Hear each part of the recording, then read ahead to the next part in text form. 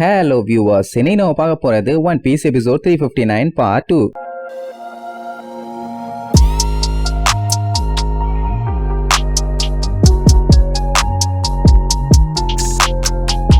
Open பண்ணா அந்த Absalom போன பாட்டுல நம்ம சஞ்சிய போட்டு பொலன்னு பொலந்து கட்டிட்டான். கண்ணுக்கு தெரியல, அதனால சஞ்சியாலையும் எதுவும் பண்ண முடியல. வாங்கின அடியில நிக்க முடியாம நமியையே கீழே போட்டுருவான். அட அப்பவாச்சும் அந்த அப்சலம் சும்மா இல்லாம அவனை மறுபடியும் அட்டாக் பண்ணி காலி பண்ண வேண்டியதானே. அதை விட்டுட்டு வெட்டியா என்னப்பா தம்பி அவளை கீழே போட்டுட்டு அவ்வளவுதான் அவளோட உயிருக்கு மதிப்பா? இதுல வேற ஓவரா பில்டப் பண்ணிட்டு இருந்தியேன்னு சொல்லிட்டு இருப்பான். சஞ்சி ரத்தமா வாந்தி எடுப்பான். என்ன அடிச்சது மட்டும் இல்லாம அவன் முதுகுல கத்திய வேற சொரிய இருந்தானே. அப்படி எதுக்காக நமிய தூக்கி அந்த பக்கமா போட்டான்னு பார்த்தா அவ அழகான பியூரான ஒயிட் ட்ரெஸ்ல இருக்கான்.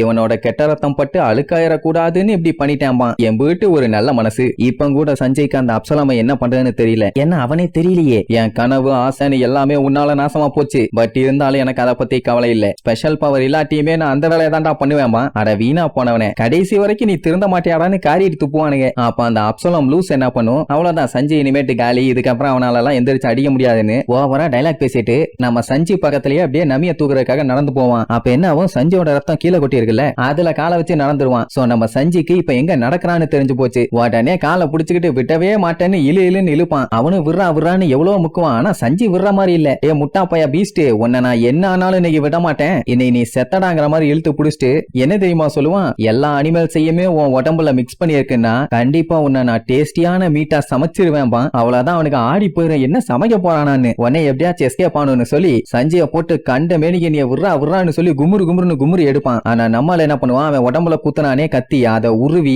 குத்த மாட்டான், கீழே போட்டுருவான். அதுக்கப்புறம் மிதி பாம்பாருங்க மிதி.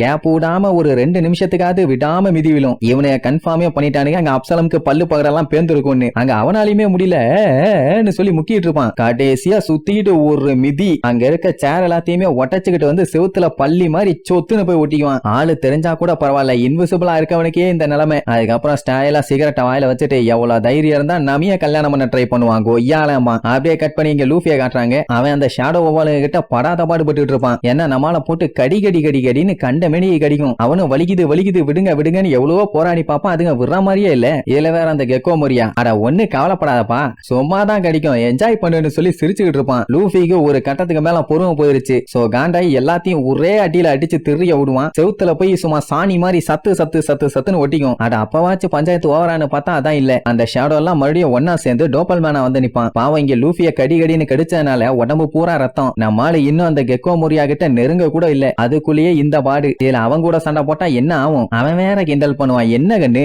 இப்படி எக்ஸ்பீரியன்ஸ் இல்லாம வந்து மாட்டிட்டியே, நீ பண்றதெல்லாம் பார்த்தா எனக்கு சிப்பா வருதும்பா. சிரிப்பு வருதா? இன்னும் கொஞ்ச நேரத்துல உனக்கு செருப்பு வரும் பாருன்னு சொல்லிட்டு கம்னு அடிக்க போவான். மறுபடியும் அந்த டோப்பல் மேன் வவாலா மாதிரி லூஃபி அட்டாக் பண்ண ஆரம்பிச்சிருவான். லூஃபியால ஒண்ணும் பண்ண முடியல.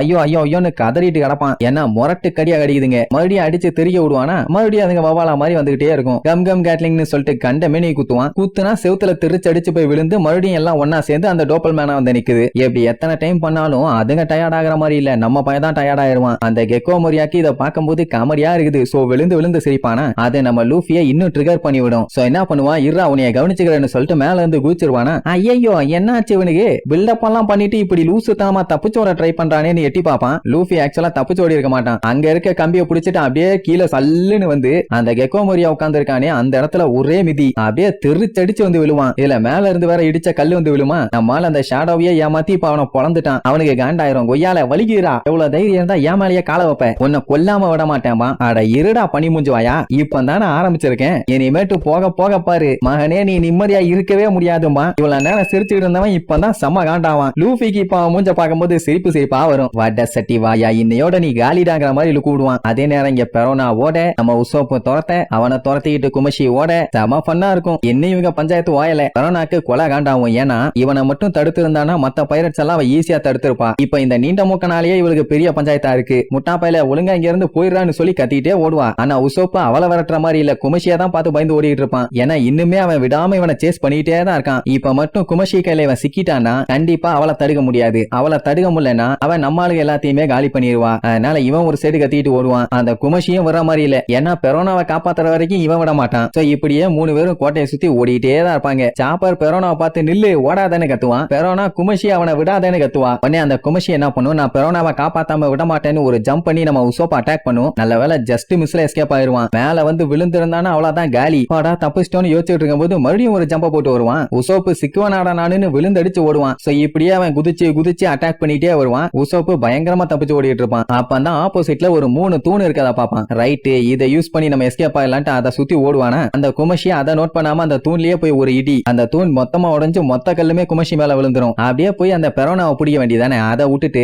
என்ன சத்தத்தை காணோம் செத்துட்டானான்னு சொல்லிட்டு கல் எடுத்து பாப்பான். பொசுக்குன்னு பிச்சுக்கிட்டு வந்து மறுபடியும் விரட்ட ஆரம்பிச்சிருவான். அவன் ஆளை பார்த்தா டம்மி பீஸ் மாதிரி இருக்கான். ஆனா குமஷி பயங்கர ஸ்ட்ராங்கு. உசோப்பு எதுவும் பண்ண முடியாம பயந்தடிச்சு ஓடிட்டே இருப்பான். ஆனா இப்படி ஓடிட்டே இருந்தா ஓடிட்டே தானே இருக்கணும். இவனை எப்படியாச்சும் தடுத்தே ஆகணும்னு சொல்லி ஃப்ளேம் அட்டாக்கை யூஸ் பண்ணி கொளுத்தி விட்டுருவான். அதோட பாடியில ஒரு பக்கம் நெருப்பு பிடிச்சவனே ஐயோ நெருப்பு நெருப்பு நெருப்புன்னு அதை அணைக்கிறதுக்கே அது படாத பாடுபட்டு இருக்கும். அப்படின்னா இந்த அட்டாக்கு குமஷி மேல ஒர்க் அவுட் ஆகுது.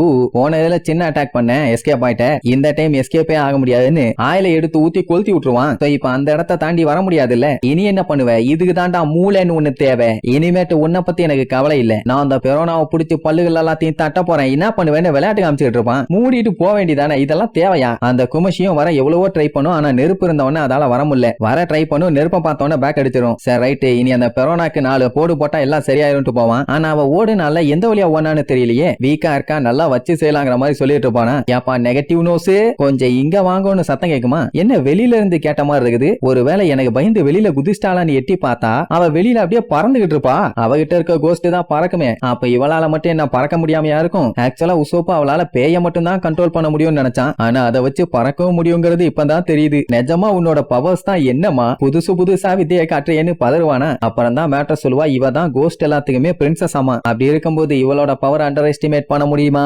இப்ப உன்னை எப்படி காலி பண்ணும் என்ன பண்ணுன்னு சொல்லி எனக்கு நல்லாவே தெரிஞ்சு போச்சு. உன்னை நான் பொழந்து கட்டிட்டேன்னாலே போதும், உன் ஃப்ரெண்ட்ஸ் எல்லாத்தையுமே அசால்ட்டா காலி பண்ணிடுவேன். சோ இதோட காலின்னு சொல்லிட்டு பயங்கரமா பேயெல்லாம் வச்சு போஸ்ட் கொடுப்பா. ஐயோ தாயே வேணாமா, இதை நான் எதிர்பார்க்கவே இல்லைன்னு சொல்லி நம்மால கதறி கதறி அழுகிறதோட இந்த எபிசோடுக்கு எண்டு கார்டு போட்டு முடிக்கிறாங்க.